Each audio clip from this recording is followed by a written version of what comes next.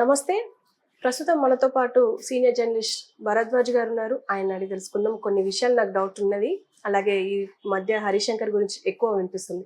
Sir నమస్తే sir. నమస్తే. Sir ఈ మధ్య హరిశంకర్ గారు జనరల్ గా వార్తల్లో వస్తూ ఉంటారు.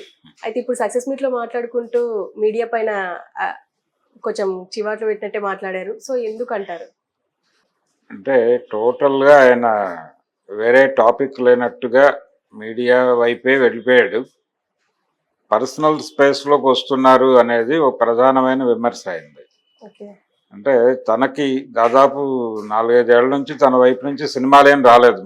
రాకపోవటం వలన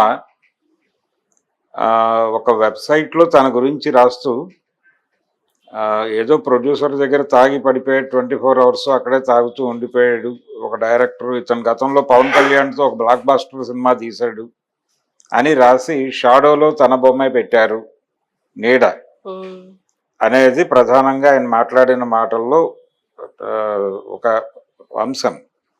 అయితే అది అలా రాయటం కరెక్ట్ కాదు అనేది నా అభిప్రాయం కూడా. అంటే పర్సనల్ ఏరియాలోకి వెళ్ళి ఏది రాసినా తప్పే, వాళ్ళ స్పేస్ వాళ్ళకి ఇచ్చేయాలి. అలాగే సెలబ్రిటీస్ కాబట్టి సాలబిలిటీ ఉంటుందనే ఉద్దేశంతో వీళ్ళు రాస్తూ ఉంటారు. మార్కెట్ ఎకానమీలో ఉన్నాం మనం. మార్కెట్ ఎకానమీలో ఏదైనా సాలబిలిటీ ఉందా లేదా అని చెక్ చేసుకోవటం అనేది జరుగుతుంది. రాజకీయాల్లోనూ జరుగుతుంది, సినిమాల్లోనూ జరుగుతుంది, మీడియాలో కూడా జరుగుతుంది. మీడియాలో ఈ వార్తకి ఒక అంటే పర్టికులర్గా ఒక డైరెక్టర్ మీదో లేకపోతే ఒక హీరో మీదో రాస్తే వర్కౌట్ అవుతుంది అనుకుంటే కొంత చొరవ తీసుకుని రాస్తున్న సందర్భాలు ఉన్నాయి. అది ఒక్కొక్కసారి వాళ్ళ పర్సనల్ స్పేస్లో కూడా వెళ్ళి రాస్తున్నారు. డైవర్స్ కేసులు ఉన్నాయి. ఉదాహరణకి ఎవరో ఒక హీరోయిన్ అంటే ఒక పెళ్ళైన హీరోయిన్ తన ట్విట్టర్ పేజీలోనో లేకపోతే ఫేస్బుక్లోనో మరొక చోట ప్రొఫైల్ పిక్గా ఇద్దరు కలిసి ఉన్నటువంటి ఫోటో తీసేసి సింగిల్ ఫోటో పెట్టగానే ఇమ్మీడియట్గా వీళ్ళిద్దరి మధ్య ఏదైనా బ్రేకప్ ఉందా అని వార్తలు రాసేసేంత చొరవ తీసుకుంటున్నారు.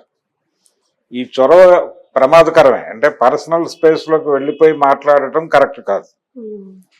ఏదైనా ఇష్యూ ఉంటే అంటే ఈ డైవర్సు ఇలాంటి వ్యవహారాల్లో కోర్టు వైపు నుంచి ఏదైనా నిర్ణయం ఉన్నా, లేదు వీళ్ళు కోర్టును ప్రొసీడ్ అయినా, లేకపోతే ఇంకేదైనా ఒక డిపార్ట్మెంట్ని అప్రోచ్ అయినా అప్పుడు రాయొచ్చు. అంతే తప్ప విడిగా ఊహించి రాయటం అనేది కరెక్ట్ కాదు. ఊహించి రాయటం అంటే రకరకాల ఆలోచనలతో ఉంటారు వాళ్ళు. వాళ్ళ పర్సనల్ స్పేస్లోకి వెళ్ళి పర్సనల్ విషయాలు రాయటం అనేది కరెక్ట్ కాదు. అది మాట్లాడటము కరెక్ట్ కాదు, రాయటము కరెక్ట్ కాదు. అది జరుగుతోంది, దాని మీద దాడి చేశాడు. ఓకే. అక్కడి నుంచి ఆయన సినిమాలు రివ్యూల వైపు వెళ్ళాడు. ఈ రివ్యూల వైపు వెళ్ళటం అనేది చాలామంది చేస్తున్నారు ఈ మధ్య సినిమాల వాళ్ళు. అంటే వంశీ గుంటూరు కారం సినిమా సందర్భంగాను, అంతకుముందు ఆయన చేసిన సినిమా సందర్భంగాను కూడా రివ్యూ వలన సినిమాలు డ్యామేజ్ అవుతున్నాయి అన్నాడు.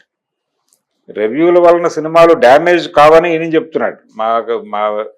మీరు రాసే రివ్యూలు మా వెంట్రుకతో సమానము అన్నాడు ఆయన. బాగానే ఉంది అభిప్రాయం. మరి లేనప్పుడు ఎందుకు ప్రెస్ మీట్లు పెడుతున్నారు మీరు? ఎందుకు వీళ్ళందరినీ పిలిచి ఎందుకు ఎంటర్టైన్ చేయాలి? మీరు మీ సినిమా మీ పద్ధతిలో తీసేసుకుని మీ పద్ధతిలో మీరు ప్రమోషన్ చేసుకుని చేయొచ్చు. ప్రెస్ మీట్లు అక్కర్లేదు. మీడియాకి స్పెషల్ షోస్ వేయాల్సిన అవసరం లేదు. అసలు మీడియా మా సినిమా దగ్గరికి అలో చేయము అని కూడా బోర్డులు పెట్టుకోవచ్చు. కానీ ఎందుకు చేస్తున్నారు ఇవన్నీ అంటే, ఎందుకు మాట్లాడుతున్నారంటే ఎక్కడో అసహనం ఉంది. అంటే పర్సనల్ స్పేస్లోకి వచ్చి మాట్లాడటం తప్పు అన్నంత వరకు ఆయన ఆర్గ్యుమెంట్తో విభేదం లేదు. కానీ రివ్యూవర్స్ దగ్గరకు వచ్చేసరికి ఆయన ఒక విచిత్రమైన వాదన చేశాడు హరీష్ శంకర్. చాలామంది ఈగల్ సినిమాలో లవ్ స్టోరీ లేదు అని రివ్యూలు చెప్పారు. తర్వాత RRR సినిమాలో ఎవరైతే ఇందులో లవ్ స్టోరీ లేదన్నారో వాళ్ళే RRRలో రొమాన్స్ లేదని కూడా మాట్లాడారు అనేసి ఆయన వ్యాఖ్యానం చేసుకుంటూ వెళ్ళిపోయాడు. ఒక్కొక్క సినిమా మీద తీసిన డైరెక్టర్కి ఒక పర్సెప్షన్ ఉంటుంది, రివ్యూ చేసే వాళ్ళకి ఇంకో డిఫరెంట్ పర్సెప్షన్ ఉంటుంది. ఈ రెండిటి మధ్య ఘర్షణే ఆ రివ్యూలో ప్రతిఫలిస్తుంది. దాన్ని అర్థం చేసుకోవాలి అంతవరకే. ఇప్పుడు కాశ్మీర్ ఫైల్స్ అనే సినిమా డైరెక్టర్ గారి కోణంలో జరిగిన ఇన్సిడెంట్లు 3 తీశాను తప్ప నాకు అందులో హిందువుల గురించో ముస్లింల గురించో మాట్లాడాలని నా ఉద్దేశం కాదు అని ఆయన మాట్లాడాడు.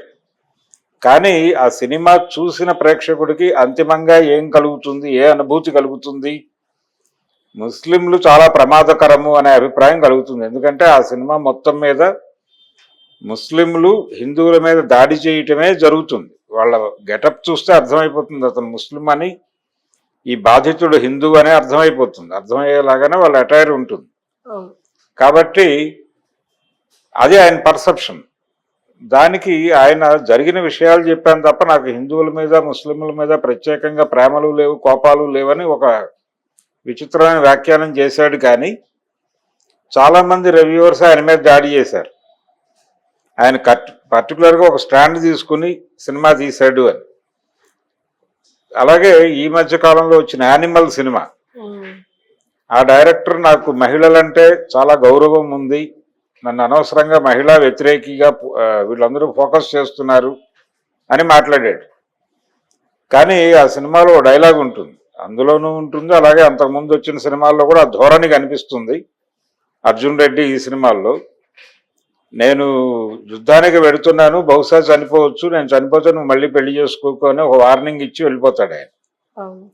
అలాగే ఈ ఒక మేలు జాతికి చెందిన పురుషుడు అన్న ధోరణిలో ఆల్ఫా మేల్ అనేటువంటి ఒక కాన్సెప్ట్ గురించి మాట్లాడటము, ఇదంతా కూడా పురుషాధిక్యత చాటుకునేటువంటి ప్రయత్నంలో భాగంగానే ఇతని షార్ట్స్ తీసుకున్నాడని చాలా మంది మాట్లాడారు.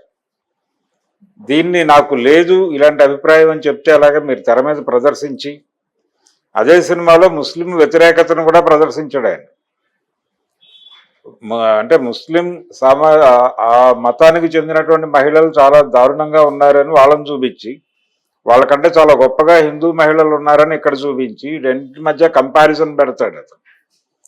ఇలాంటి వైపరీత్య ధోరణులు ఉన్నప్పుడు సీరియస్గానే క్రిటిసైజ్ చేయాల్సి ఉంటుంది.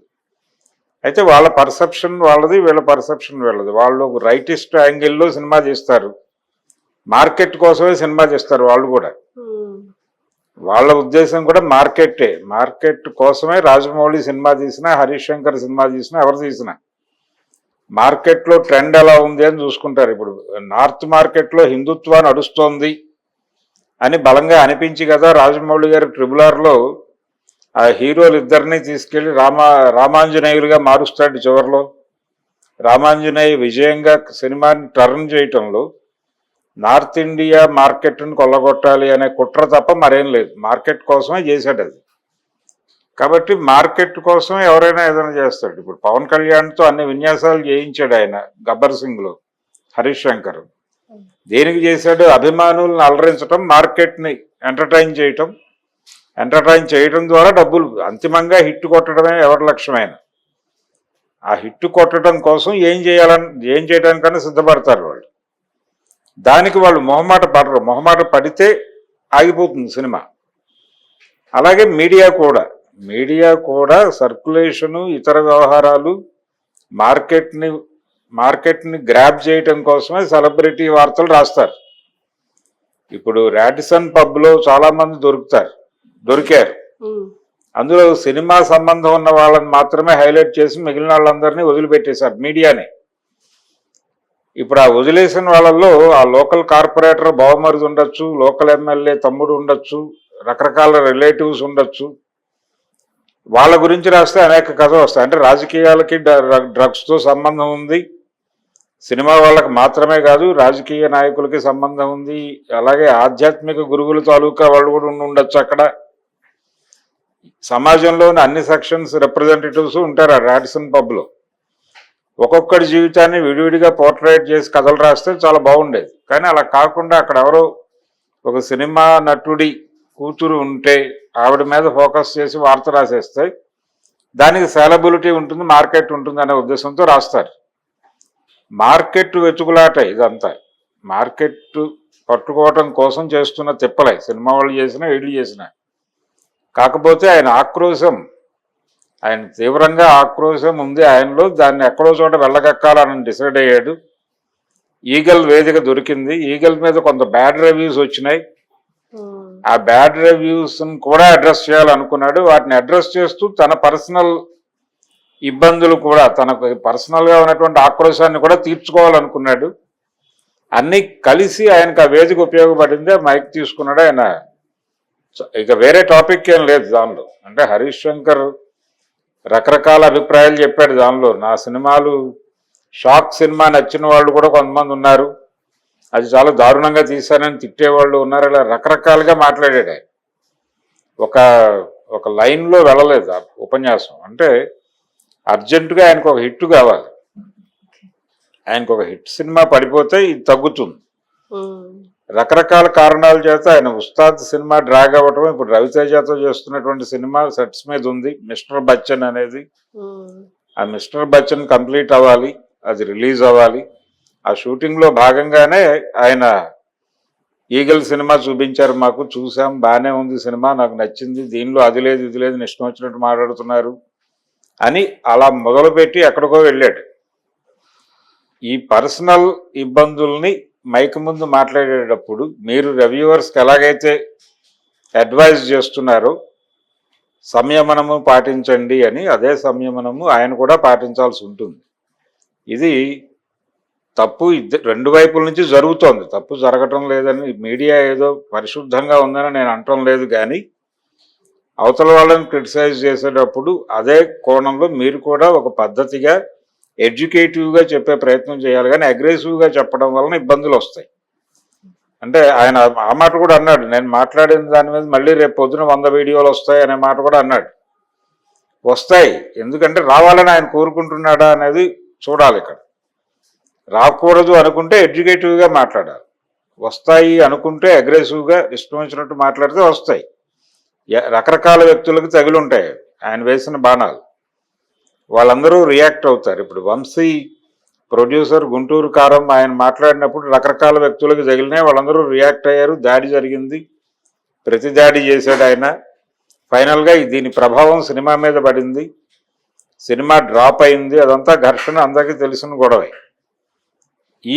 ఈయన కూడా ఒక యాంగిల్ తీసుకుని దాడి చేశాడు. ఇది ఉపయోగపడుతుందా లేదా అనేది పక్కన పెట్టేస్తే ఇంకొంచెం ఎడ్యుకేటివ్గా మాట్లాడవచ్చు, కొంచెం సంయమనం పాటించి కొంచెం ఎడ్యుకేటివ్గా పర్సనల్ స్పేస్ అంటే ఏమిటి, ఎందుకు సెలబ్రిటీస్ను వాడుకుంటున్నారు అనే దాని మీద ఇంకొంచెం ఎడ్యుకేటివ్గా మాట్లాడి ఉంటే ప్రయోజనం ఉండేది.